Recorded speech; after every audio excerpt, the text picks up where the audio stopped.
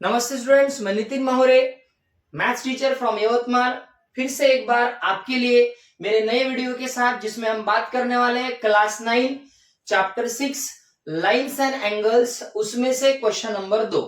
जैसे कि स्टूडेंट्स आप यहाँ पे देख सकते हैं और आपको पता है आपके टेक्स्ट बुक में ये सेम डायग्राम है। यहाँ पे आइडेंटिकल साइन दिए हुए हैं। मैंने लास्ट वीडियो के पहले प्रॉब्लम में कहा था कि अगर हम आइडेंटिकल साइंस के साथ जाते हैं तो प्रॉब्लम बड़ा इजी हो जाता है, बराबर। तो हम यहाँ पे भी आइडेंटिकल साइन दिए, टेक्स्ट बुक में मैंने नहीं लिए, टेक्स्ट बुक में दिए, तो हम उसी के मदद से प्रॉब्लम को इजीएस्ट तरीके से सॉल्व करने का प्रयत्न करते हैं। चलिए, अब जैसे आप देख रहे हैं प्रॉब्लम, यहाँ पे पीओ परपेंडिकुलर एक्स वाई है। परपेंडिकुलर का मतलब 90 डिग्री एंगल बनाता है वो। और यहाँ पे एक और लाइन है, जो लाइन हमारे पास है एमएन। ये एक एमएन नाम की लाइन है। जो एमएन लाइन है वो क्या कर रही है, यहाँ पे इंटरसेक्ट कर रही है ओ पे, और उसने ए और बी नाम के दो एंगल बनाए हैं, जिसका रेशो यहाँ पे दिया हुआ है, बराबर स्टूडेंट्स। अब चलो, यहाँ पे ए और बी एंगल का रेशो दिया है 2:3, और उसकी मदद से हमें ढूंढना है सी का वैल्यू। बड़ा इजी है, सिंपल तरीके से प्रॉब्लम को सॉल्व करेंगे। तो मुझे यहाँ पे एक वैल्यू चाहिए, इसलिए मैं एक काम करता हूं, इसको एक वैल्यू ले लेता हूं, इसको ले लेता हूं एक्स। तो मैंने वहां पे ले लिया एक्स। अब देखो सॉल्व कैसे करेंगे। Now this will be solve. सोचो, ये जब भी रेशो अगर दिया रहा तो सीधा सीधा वहां पे एक वैल्यू ले लो, या तो x ले लो, या तो y ले लो, या तो कुछ भी ले लो। तो मैं इसे ले लूंगा लेट रेशो के लिए, यहाँ पे कॉमन मल्टीपल के लिए कोई भी एक वैल्यू, मैं एबीसी और x छोड़ के कुछ भी लूंगा। तो मेरे पास हो जाएगा a is equal to 2m और b इज इक्वल टू हो जाएगा 3m। स्टूडेंट्स, यहाँ पे जो m है वो मेरा कॉमन मल्टीपल है, मैंने डायरेक्ट लिया और समय बचा रहा हूं और आपको इजी तरीके से समझाने का प्रयत्न कर रहा हूं। तो ये हो गया a is equal to 2m, b is equal to 3m। क्या आपको यहां पे दिख रहा है पीओ परपेंडिकुलर एक्स वाई है? हाँ सर।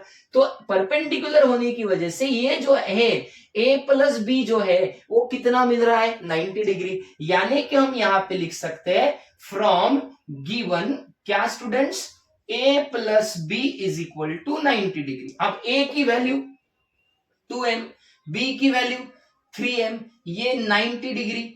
अब 2m और 3m बन गया 5m, 90 डिग्री। यानी कि अगर मैं 90 को 5 से डिवाइड करूं तो मुझे मिलेगा 18। कितना मिला? 18। m की वैल्यू मुझे मिली स्टूडेंट 18। अब जो कि m की वैल्यू मुझे मिली 18, तो मैं a की और b की वैल्यू ढूंढूंगा। तो सोचिए, मुझे a और b की वैल्यू ढूंढना ही नहीं है, मुझे c की वैल्यू ढूंढना है। तो मैं एक काम करूंगा, मुझे x की वैल्यू पता है 90 है, क्योंकि परपेंडिकुलर। अगर मैंने a की वैल्यू ढूंढ ली स्टूडेंट्स, तो a और x मिलके अपोजिट एंगल बना रहे हैं, किसके साथ? c के साथ, यानी कि प्रॉब्लम सॉल्व। तो मैं a की वैल्यू ढूंढूंगा, तो a हो गया स्टूडेंट्स 2m, यानी 2 इंटू 18, यानी कि 36। कितना हो गया मेरा a? 36। अब सीधा सोचो, थोड़ी देर के लिए इस चीज को मिटा दो, इस लाइन को मिटा दो। क्या मिला देखो तो, आप यहाँ पे थोड़ा ये रहने दो, क्या मिला देखो तो। क्या आपको दो लाइन इंटरसेक्ट कर रही दिख रही है और वर्टिकली अपोजिट एंगल दिख रहे हैं? अगर मैंने इसे भी मिटा दिया तो C को वर्टिकली अपोजिट कौन बना स्टूडेंट्स? A plus x.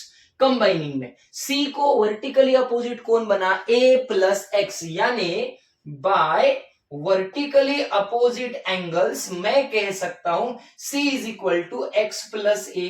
अब x की वैल्यू 90 है और a की वैल्यू 36 है, यानी कि दोनों का एडिशन हुआ कितना स्टूडेंट्स? 126, और प्रॉब्लम हो गया सॉल्व। कितनी स्टेप में? सिर्फ 2 स्टेप में।